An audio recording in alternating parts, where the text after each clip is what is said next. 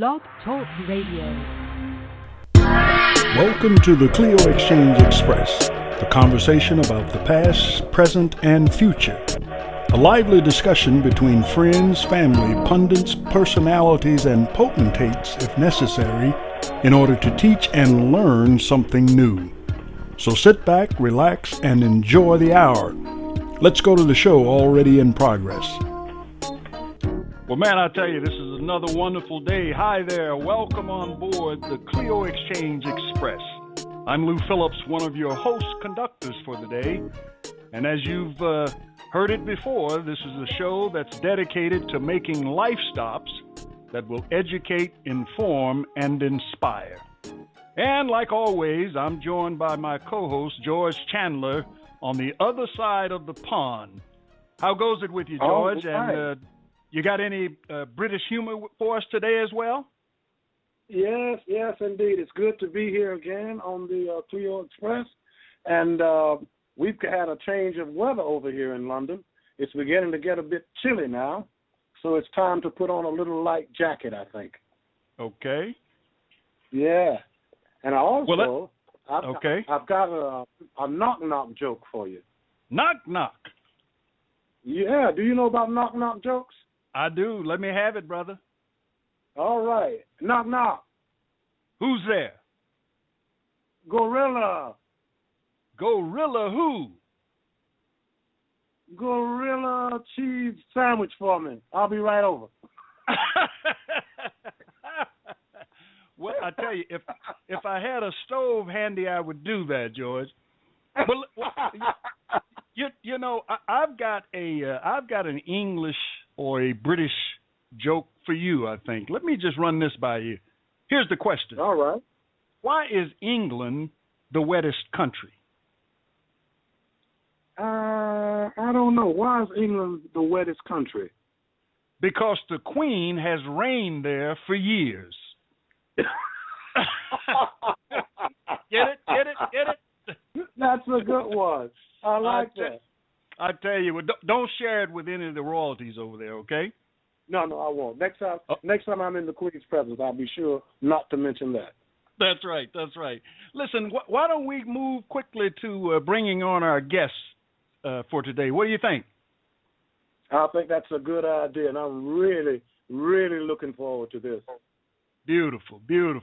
Well, ladies and gentlemen, our life stop for today is going to pick up another son of the South. He's another link in the chain that is the story about the four Kents of Italy. Our guest today he's truly a man for all seasons. He's an accomplished photographer, broadcaster, engineer, entrepreneur, banker, and so much more professionally. He grew up in the farm country of Alabama, where a lot of his time was spent working on his grandfather's farm. He's the product of a family whose lineage includes African American, Caucasian, and Cherokee Indian. He credits his paternal and maternal grandfathers for setting the example of being industrious and building wealth for yourself and family. He matriculated through the Chicago school systems and attended the prestigious Ray Vogue School of Arts, where he graduated in 1964. His career in photography and broadcasting was interrupted in 1966 when he received a letter from Uncle Sam, which requested his presence at the local recruiting station for induction into the United States Army. You remember getting one of those, right, George? Absolutely. His military assignment took him to Italy, where he eventually made friends with the four Kents. And like the rest of us, he's remained connected to the Brotherhood since that fateful meeting in Vicenza. Ladies and gentlemen, please welcome our guest on board the Clio Exchange Express today, all the way from Maui, Mr. Bill Gaddis. Hey, Bill. Ciao, come stai? Or should I say Malaha? What is it? Malaho? What is that? Mahalo. How's the weather over there, Bill? It's about, today it's going to be about 88 degrees and sunny. and good for anything outdoors that you might feel like participating in, like scuba diving, paddling, sailing, playing golf, all the outdoor activities. And the water is so pretty, crystal blue, flowers everywhere. So it's a scene that you can never get tired of. Beautiful, beautiful. I think George was saying hello to you as well, Bill. Yes, George. It's good to. Yes, how you doing, brother? Good to hear your voice, man. You are the man of the world, because I remember first being introduced to the Four Kents when we were in Camp Italy, which was my first stop after we left the mainland, going on my first assignment. Yeah, well, Bill, I'm gonna slow that truck down, because we want to go back to the farm with you first of all, because that's where the seed of who you become, and we won't give you the love name that we have for you, but let's go back to Alabama, and tell me, when you think about your young years in Alabama, and being around your grandfather and all of that, what is the one memory that always pops to the front of your mind when you think of those days? Well, first of all, I think about my relationship with my mother. I was born into a family of 10 siblings, and we had 6 boys and 4 girls.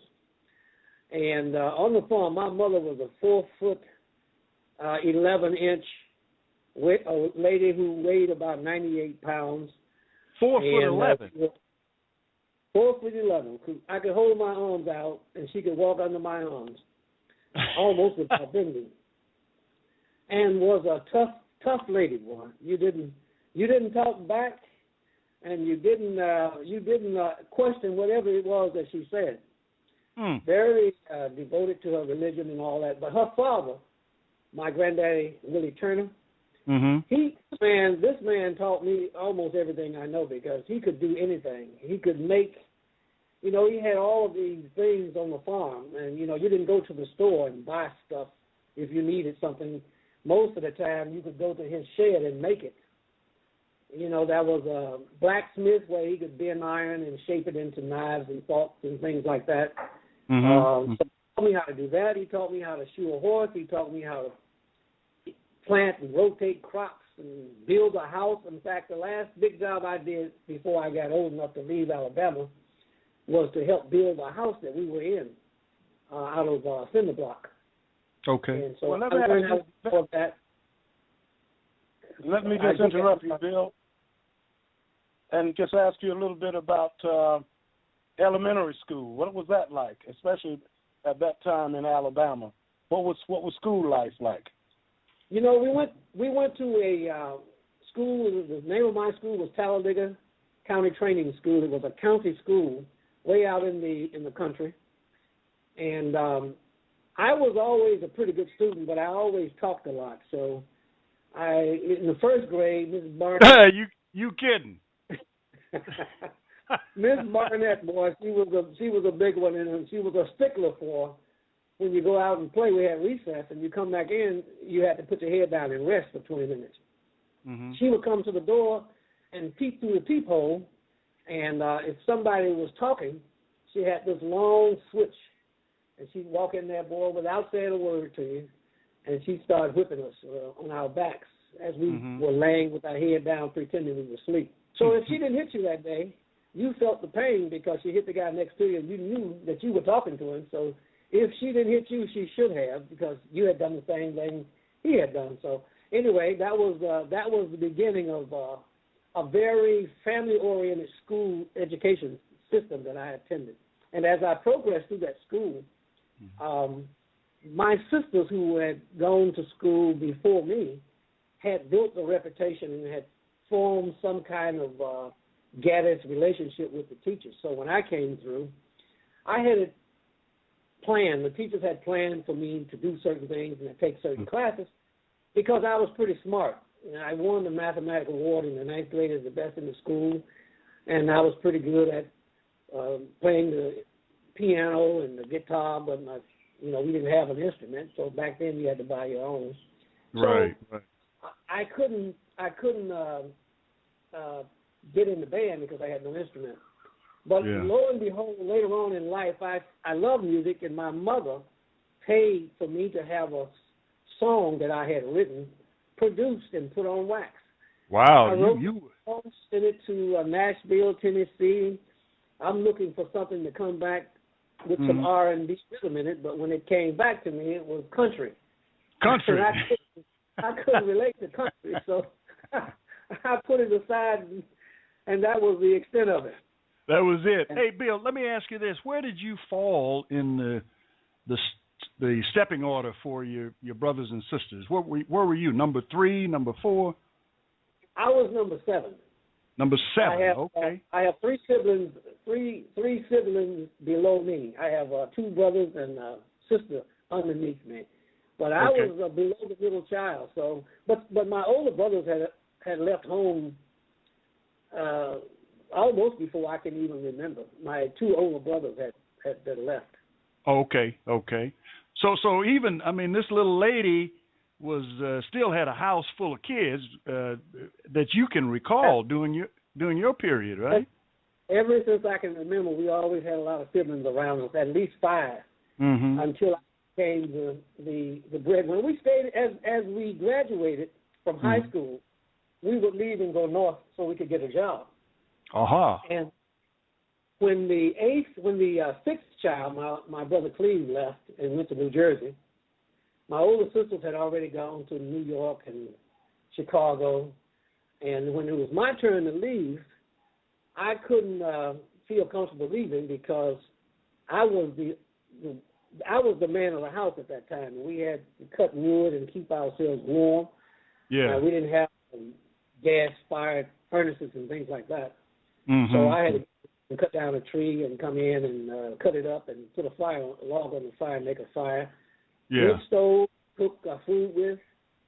I had a mule, a wagon, and garden. We raised all of our food, but when it was time for me to graduate and leave home, my sister in Chicago said, well, we can't leave. I couldn't leave my 3 siblings, younger siblings, and my mother down there by themselves because they couldn't take care of themselves. Yeah, I got you. And George,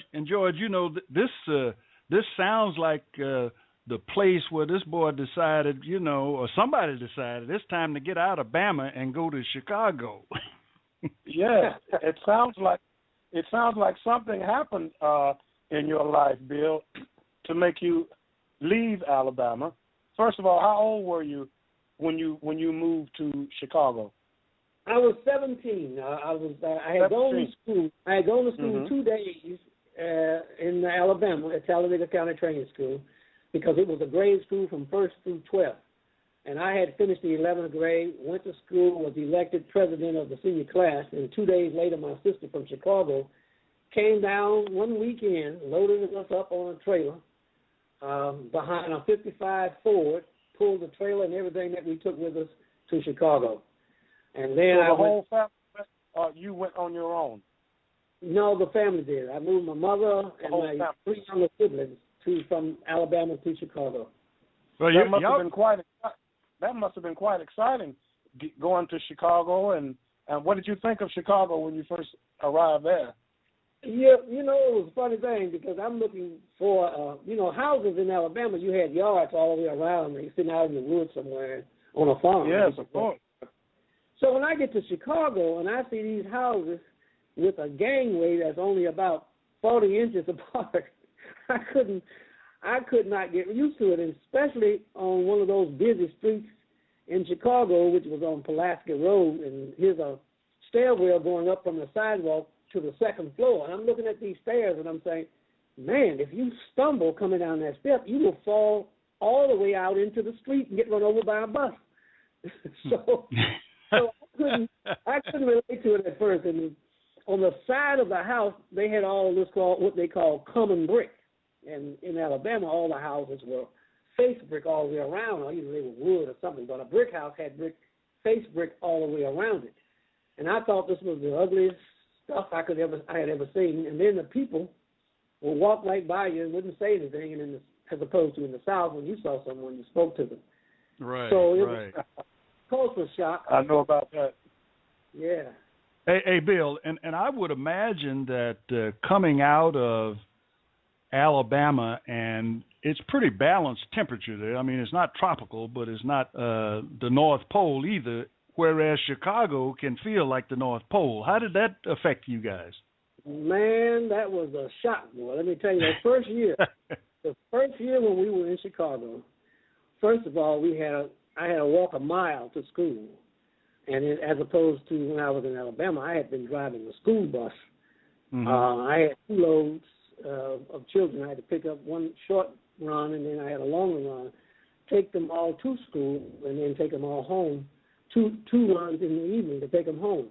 But when I got to Chicago, we were on our own, and I was just as far from my school in Chicago as I was in Alabama, where we had taken school by the bus.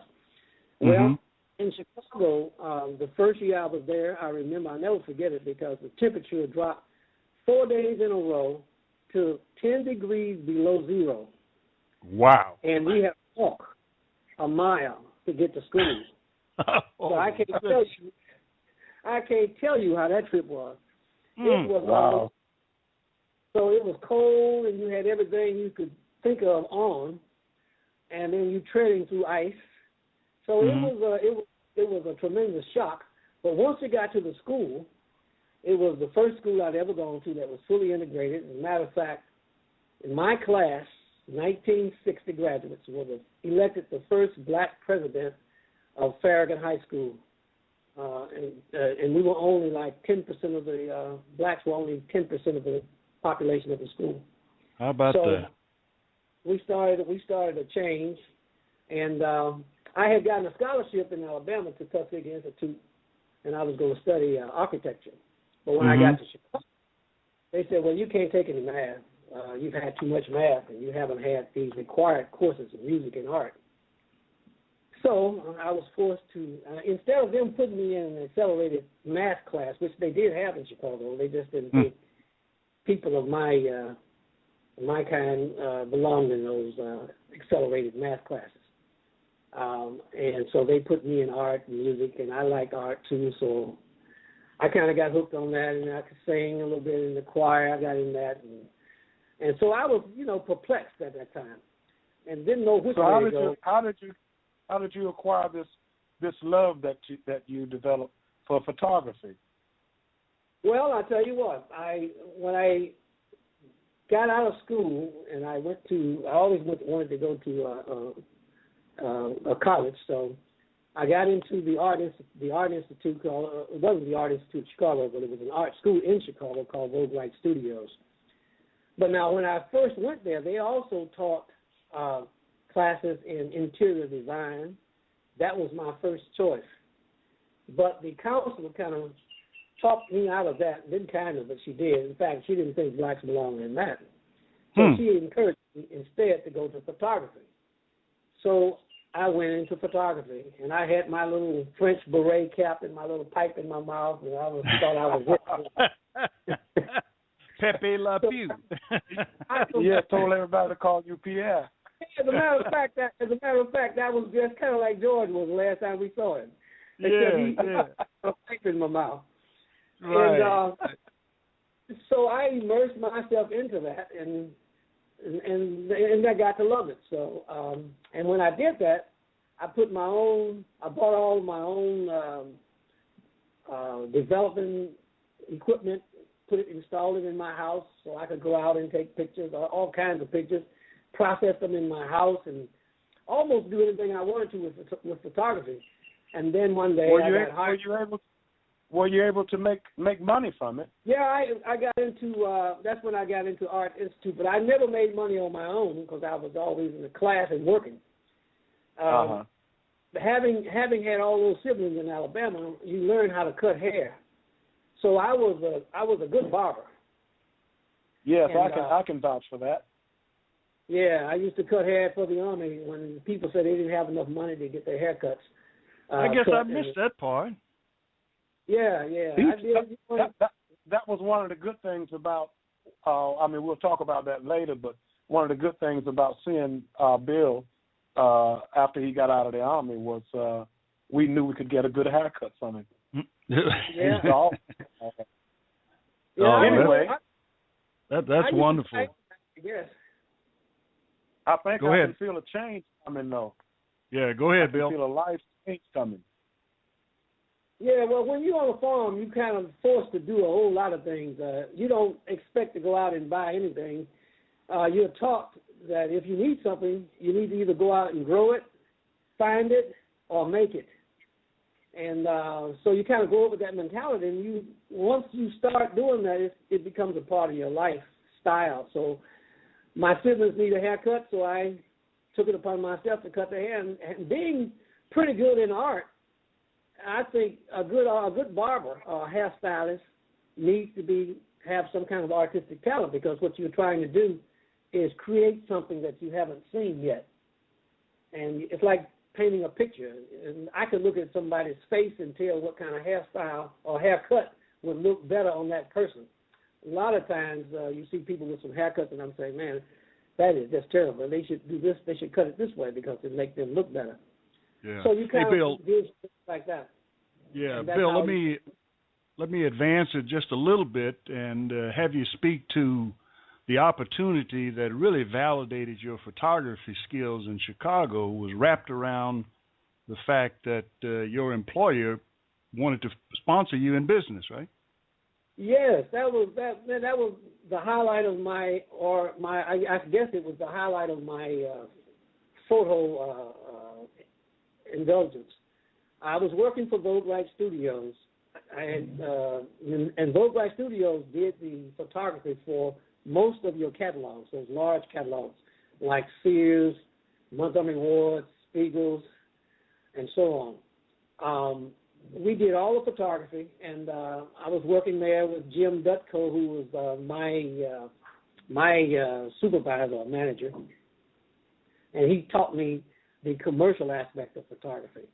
Mm-hmm. Jim Dutko and I used to go down and stand on the corner in Chicago on State and Madison Street and looking for black models who had just begun to get exposed in the catalogs. But there were no agencies that had black models. So the owner of my company, Vogue Right Studios, took me to lunch one day and asked me if I would be interested in letting them help me start up the first black model agency in Chicago. And I thought that was just the greatest thing in the world. So naturally I said yes. And but what led up to that was Jim Dutko and I would stand on that corner sometime all day watching people pass by, and then when we saw a black that fit the description of what we wanted, I would approach her and say, I'd like to know if you'd be interested in doing some of my modeling for us. And the first thing they would say is, I suppose you want us to do it in the nude, right? And I'd say, as a matter of fact, I don't. Then Jim Dutko, the white guy, would be standing against the building there, and I'd say, well, I want you to come over and meet my partner. And that would authenticate me as a legitimate photographer. And they'd say, okay, right. Yeah. Okay. And then we would get them in the studio and shoot them. But that wasted a lot of time. That's why the owner wanted to help me open up the first black model agency. That's beautiful, man. After I got that offer, I got drafted into the United States Army. Don't go away. We'll be right back after this stop on the Underground Railroad. What? Clio Exchange Express and the Underground Railroad tour is leaving the station. Next stop, Tabor, Iowa, and the Tabor Anti-Slavery Historical District. The town of Tabor in southwestern Iowa played a significant role in the 1850s as a center for the Western anti-slavery movement. Tabor found itself in a strategic position to impact the future of slavery in the West. The town was officially established in 1858, but was first settled in 1852 by George Gaston, a Congregationalist missionary, and Reverend John Todd, a graduate of Oberlin Theological Seminary in Ohio. Reverend Gaston donated land, which became the central location where anti-slavery residents came to air their opposition to the flagrant sin of slavery. Reverend Todd provided his home as a significant hub on the Underground Railroad in western Iowa. He often preached of the paradox of slavery in a free society. The Tabor Anti-Slavery Historic District is located in the center of Tabor, Iowa, and is now named Tabor City Park. The Todd House is located in the historic district and is open to the public by appointment. This is Lou Phillips. Join us again next time on the Underground Railroad tour of the Clio Exchange Express. Oh, goodness. How did you feel about that? Can you imagine how disappointed that must have been? That was the worst day of my life when I got that letter. So I said, well, I don't live in Chicago anymore. I live in New York, where my brother Cleve lives. They said, well, okay. so sure enough, I knew they were going to do this, but I took my car and drove to New Jersey. 30 days later, I got drafted out of New Jersey. And then I was here then, and I had no other, I couldn't get out of it then, so I said, okay. Yeah. And where did you take basic? I took basic in Fort Dix. Luckily, I did go to move to New Jersey per trying to get out of the Army, but it enabled me to go to basic training at Fort Dix. Speaking of Fort Dix, what's the name of the big mess hall? Do you remember the name of the big mess hall? No, I don't. All I remember is that I don't remember the name of it, but it had a very hilarious name. I can't think of it. I've been trying to think of it for years. Like mess hall? Yeah, it had. We had a name for it. Yeah, right. I can't remember. That's what I was saying. I was too busy I had a girlfriend by that time living in New Jersey, and my platoon sergeant, his girlfriend lives in New Jersey as well. So on the weekends they would come up. So I kind of had plus I was 24 and a half, by the way. That made a real big difference in how I was treated in the Army versus those new recruits that were 18 years old. So when they drafted me, having left the farm, I could shoot better than they could. I could shoot the rifles, and I could put 3 bullets in one hole. So I became an expert at everything I did. I could march. I could do all that stuff because, being a farmer, you just do it. My platoon sergeant's girlfriend and my girlfriend would come up together sometime, and then so I obviously would get a pass so we could hang out together because the girlfriends were friends, and so therefore the platoon sergeant and I had to be kind of friends too. So that got me a lot of benefits, and plus I cut hair. When someone needed a haircut and they didn't have any money, and the platoon sergeant wanted his platoon to look good, he called me over and said, "Give him a haircut, Bill." They said they wanted to cut the hair, so I cut the hair. And I did that kind of all the way through the Army, and therefore I was afforded some privileges. Yeah. How did you react when you got your assignment to Italy? Well, they asked me there was some form when I came out of AIT, which is where they send you for your professional military training. They sent me to Fort Belvoir, Virginia. And so I became an electrical engineer there. And working in the signal battalion. But to do that, you had to be able to do mechanical repairs. You had to fix the generators, which had a motor on, so you had to be a mechanic in order to hook that motor and generate that power from your generator behind you to produce electricity. So I learned all that, and then they said, "Where do you want to go when you get dispatched for your first assignment?" I said, "Puerto Rico first, Japan second, and Italy third."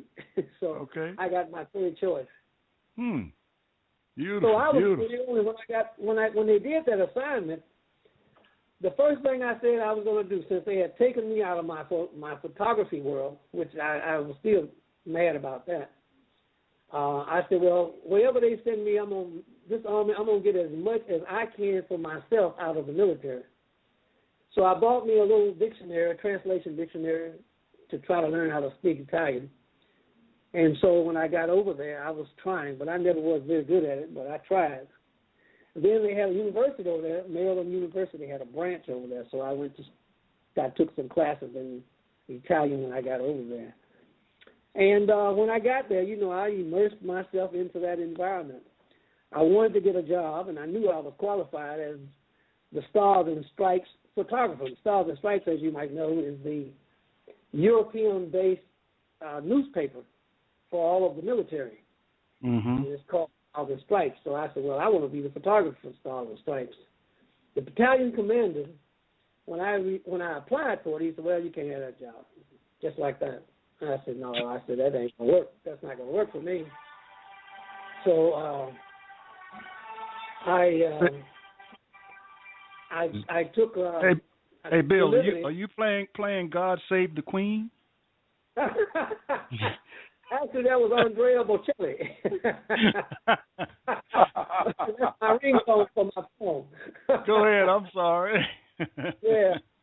And so I said, well, that's not going to work for me. I know I'm as good as or better than whoever they have as a photographer for the Stars and Stripes. I know I qualify because I had already done some news reporting in Chicago as well. So they wouldn't give it to me. So I wrote my senator, Everett Dirksen at the time, and surprising to me, he sent me a letter back right immediately saying, resubmit your application, and I will take care of it on this end. I'll never forget that. And then I took that letter up to the battalion commander, showed it to him. After they stopped shaking in their shoes, they said, what do you want? You can't have that job. It's already been filled. But anything else you want, you can have. My goodness. Was that during the time? Was that during the time, George, that he met you guys? Right. Well, around. Go ahead, George. Go ahead, Bill.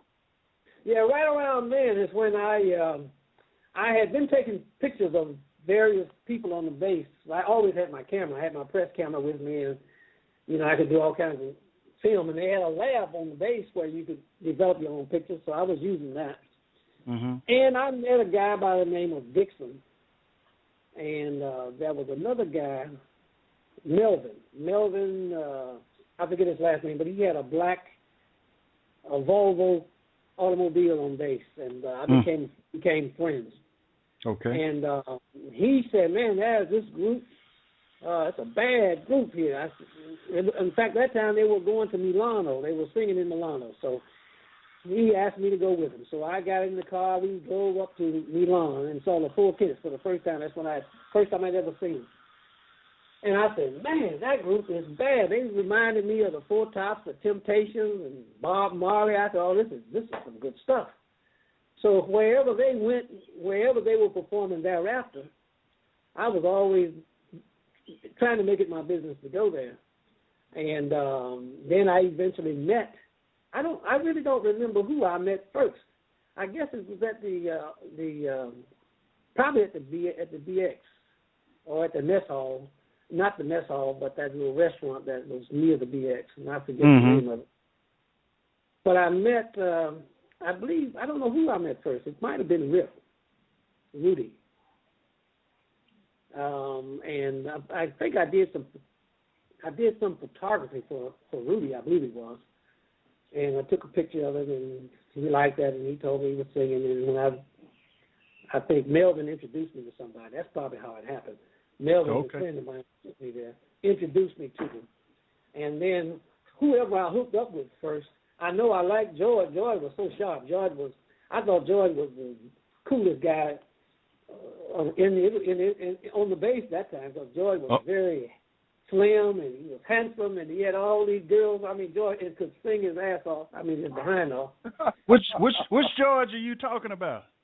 I'm talking about George. I thought that man could sing better than the Four Tops, man, better than the Temptations. And then Charlie Boone could blast. He sang that song, Blue. Oh, blue, my dearest heart. And I forget how it goes now, but boy, you talking about powerful voices. Yeah. I said, man, this is the bomb. And all I wanted to do then was just be around them. I became a groupie, and somehow, after following them everywhere, even when I discharged, I would just come back, and I would just get on the plane sometime when I came back. And let me diverse from that, because that's a bit later. But during my time in Italy, I would just follow them everywhere because I enjoyed the music. And Yeah. got to know them pretty good. Found out they were some very nice people that I enjoyed hanging with. So I hung with them whenever I could. Yeah. Well, that's a good place to transition because after the Army, that whole relationship continued on, didn't it? Yes, it did. Yes, it did. As a matter of fact, before I left the military, the four Kents had gotten out, and they had relationships and stuff with women over there.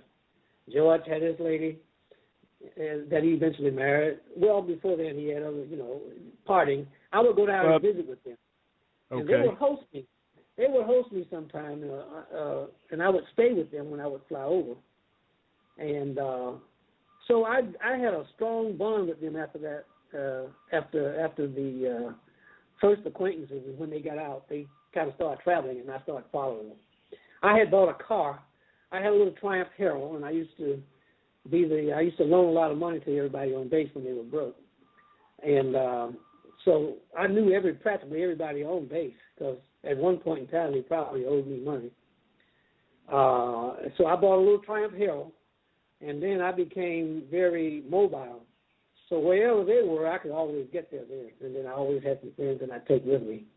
Mm-hmm. And then the Four Kents just got more popular. Then they got this record contract with RCA, and by that time I said, well, this group needs somebody that can write articles and take pictures and put them in the magazines.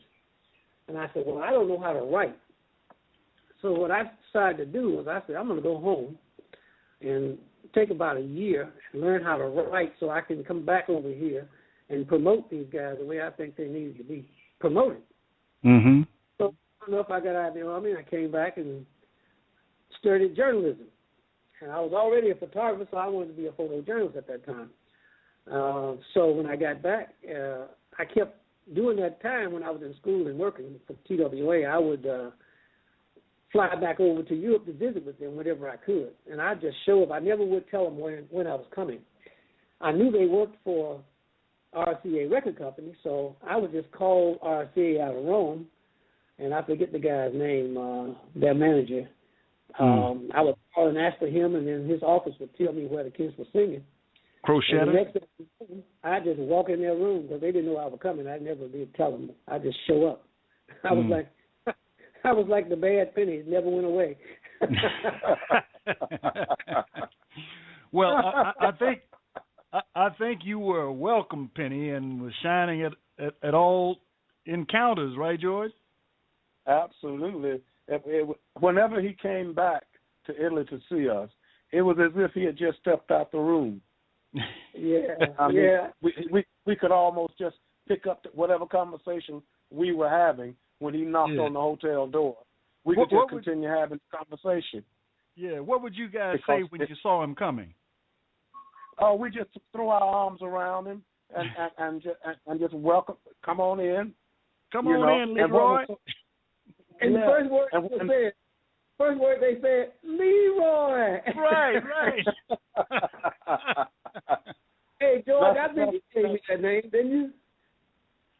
Well, we got it from Joe Tex. Remember that he had that record, Skinny Legs and All. Right. Oh, yeah, that's right.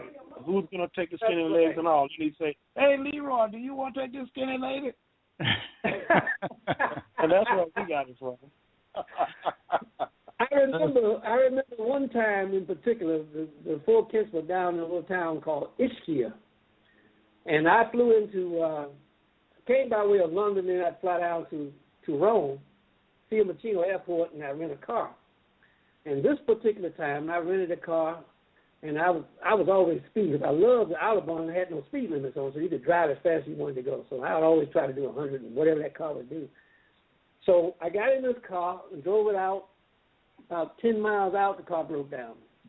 They come back, they give me another car. It broke down. That particular night, I had to spend the night, and the only person I think was at home was George's wife, Barbara. So I had no other places. I called Barbara. I went over there anyway. I spent the night at George's house, and then I got a plane. And so I said, well, I'm not going to rent another car. So I flew down to Naples, And then I got this, to get from Naples to Ischia was a little hydroplane boat. So I got down there and walked in, took the boat over and walked into their room. It must have been around 2 o'clock, and they were all still kind of laying around, but they usually perform at night. In the daytime, they just kind of hang around. I walked into the door. The main water line had been disconnected from Naples to Ischia, so they had water in a 5-gallon jugs. They had to flush it and all that stuff. So I walked in the room that day, but to tell you another story before I get to this part, I had a hard time trying to get there because I had to go to the bathroom. I'd been drinking beers and stuff, and people, as I was walking from the pier to George's hotel, they didn't want to let me use the bathroom. So anyway, I just said, man, I got to go to the bathroom anyway. They let me use it. Then I walked into George's place, and they said, Leroy. That's the way we did it. Yeah. Hey, I guess your ongoing connection with the group reoccurred when Rudy moved to Chicago, right? Yes. Eventually, I went back to Chicago to learn how to do journalism, so I could come back over there. But before I could finish that job, the group kind of dissipated, and George went back moved to London, and then I took the liberty of moving back. I came back to Chicago and stayed and started working in radio and TV, and eventually Rudy came home, and when he did that, he moved back to Chicago. He moved to Chicago to visit with me. So he stayed with me for about 6 months or a year. And so I got him some jobs, got him hooked up, and he started working as a distributor for one of the record companies. He enjoyed that eventually, and then he eventually that company dissipated in some way, and he eventually lost that job and started working for the post office. Mm-hmm. And so he lived with me. But before that, when I was in Europe, I used to go and stay with him a lot. When I would land there unannounced, I usually would drop my bags with Rudy. Every now and then I'd stay with Stan. And but Boom was always married, and he had a family, so I never stayed with him. Mm-hmm. And George lived across town, kind of the opposite of all the other guys, so I never really stayed with George because he's on the other side of town in the rich neighborhood. Oh, okay. Well, listen, when I came to the States, Bill, in 1974, you were working at a bank. Tell us about that. Oh yeah, I was a journalist when I left Michigan State University. I was producer, director of radio and TV over there. But I wanted to get back into the media in Chicago, which is the big market where you got the big paychecks. But Nixon was in office at the time, and he started. His presidency is when women were named minorities. And I said, well, if women are going to be minorities, me with a southern drawl, I'm never going to get a shot at it. By the time I get a shot at it, I'll probably be too old to appreciate it. So I said, well, I'm just going to leave the media because they started hiring all the women. Most of the places that hire women instead of males. So I decided that I was going to leave, and I went back to Chicago, and I became a banker.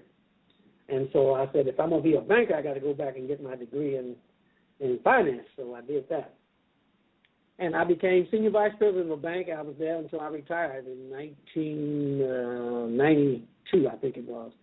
Mm-hmm. And after that, I became president. I set up a company, an economic development company, that would fund the local businesses in the area of Oak Park where I was living at the time, outside Chicago.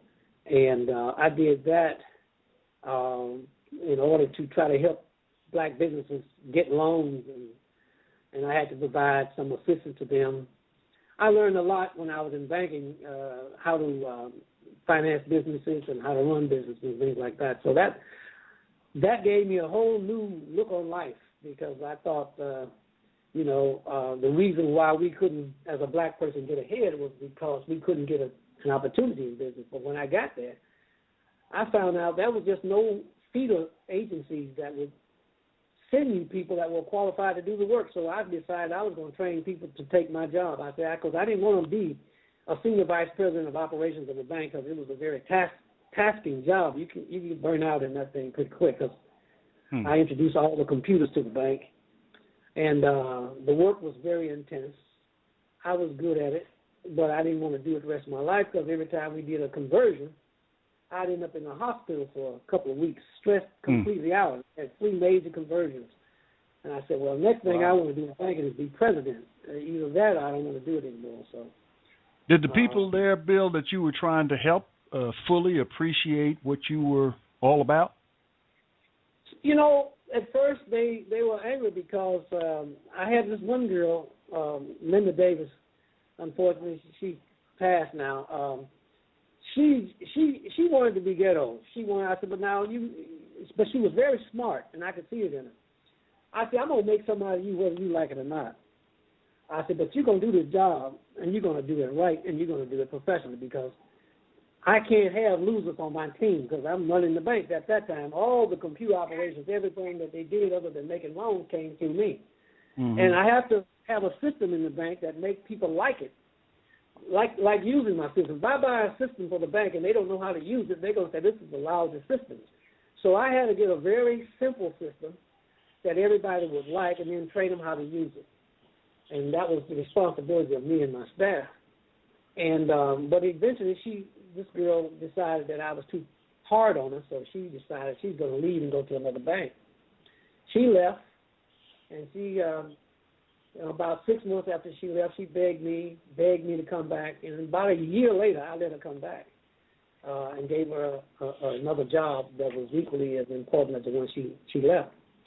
And to this day, until she died, rather, that girl and a couple of other people on my staff would always call me and follow me wherever I went, and call me like I was their daddy, because I used to treat them like they were my kids.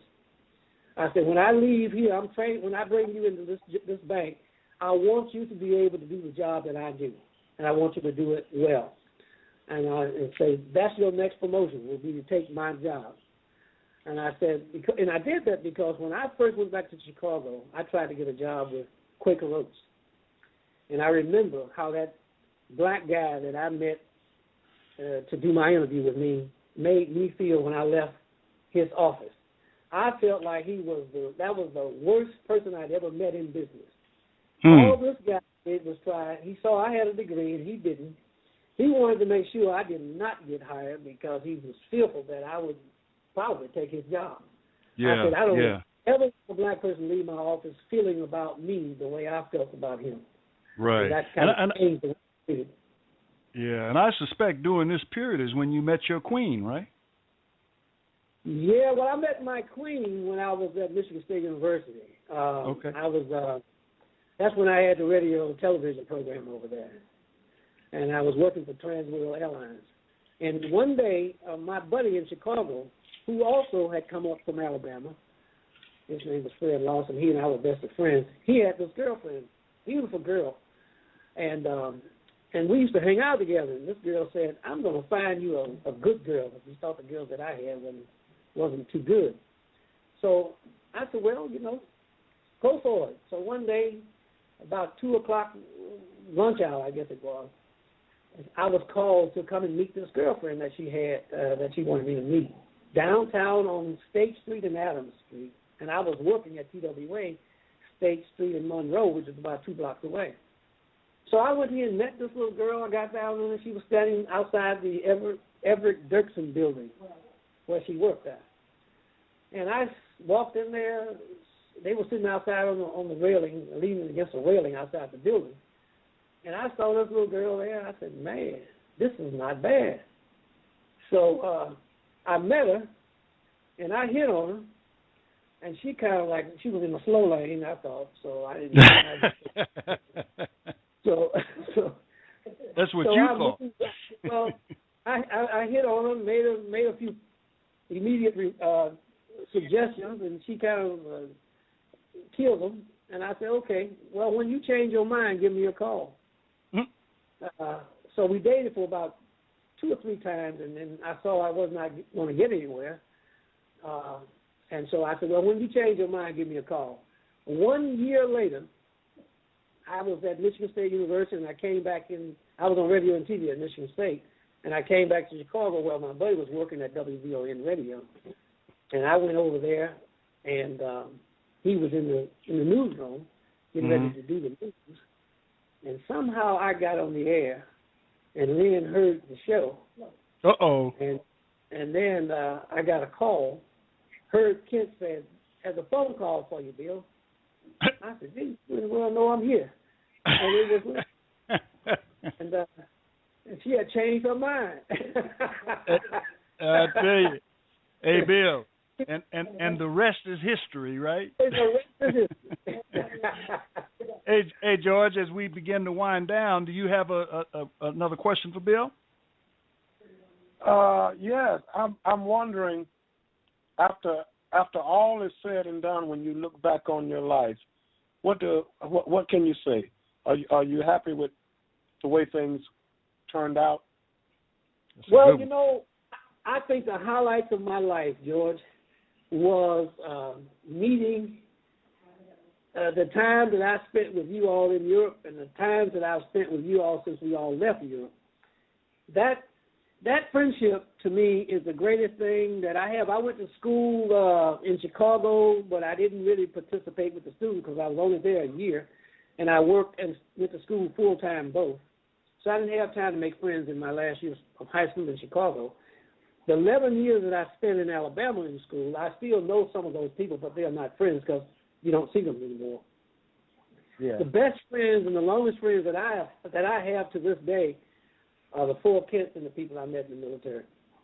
So those were some of the best years of and meeting my wife, if I had to do that all over again, I'd do the exact same thing.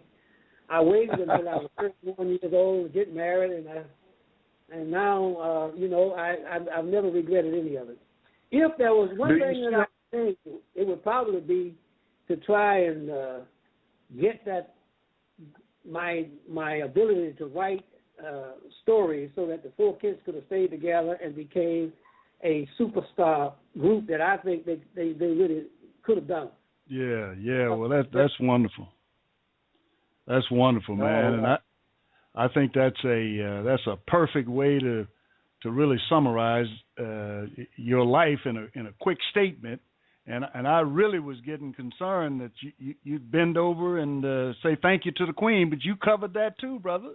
Well, you know, the one thing I didn't do, Lou, and I think I should, I really was remiss in omitting this. The reason we are hooked back up together is because one day, in an attempt to make a reservation for a flight, I heard this boy came on the phone and said, introduced themselves as Lou Phillips, and I said, Lou Phillips? Were you in the Army? He said, yes. I said, were you at Camp Italy? He said, yes. I said, man, you know the 4 kids? He said, yes. And then we have been friends ever since. That must have been how many years ago, Lou? 30 years? Oh, a lot of years, man. A lot of years. And I've got a I guess we call it a final question I'd like to ask you, Bill. The 3 most influential blacks in your lifetime. Not in any particular order. Just give me 3 of them that I'm not talking about that was influential to everybody. I'm talking about who encouraged you, who meant something to you. A personal one. Okay. I would simply say that was a guy at Michigan State University. His name was Maxie Jackson. And Maxie Jackson taught me how to survive in the business world. He taught me how to write memorandums and who to address them to when you wanted to manipulate change. And I think I got more benefits out of that teaching than anything in life, because I had no idea what writing memorandums and copying them to the right people meant. So until he explained it to me, and then I executed when I was at the bank. That's why I became senior vice president of the bank as quickly as I did. Had not I known Dr. Jackson, I never would have been able to do that. Make it short, and, Bill. That's the number one. Number two, I guess, would be Lou Phillips and the Fort Kents. We've done more together. I guess that has meant a lot to me. And I've enjoyed and got more benefits out of that than probably anything else I know of. That's beautiful. And of course, I'm still doing the era of Dr. King, and that's his work helped me a lot. It soothed my soul a lot because I believe in what he was doing. I think a lot more needs to be done, and since his loss, we don't seem to have anybody taking his place. Yeah, that's wonderful, man. And well, Bill, I just want to thank you for joining us on the Clio Exchange Express. It's certainly been a wonderful ride. I've enjoyed it. How about you, George? It's been a wonderful ride, just like I knew it would be. Yeah. It's been a great life stop, and you really helped us to learn more about you, and I'm sure a listening audience have enjoyed it as well. And I want to just let our listening audience know how much we appreciate you tuning in, and we encourage you to send us a little note with regards to what you've heard so far. And as always, we look forward to seeing you again the next time we launch on the Clio Exchange Express. Now, George, I do have one other question for you, brother. Okay, I'm interested. And in fact, now that we got Bill on the line, we'll include him in it too. What has one head, 1 foot, and 4 legs? 1 head, 1 foot. I have no idea. A bed. A bed. Oh. Okay, the conductor is telling us it's time to move on. We hope you've enjoyed the show. Let us know by sending an email to info@clioexchange-express.com.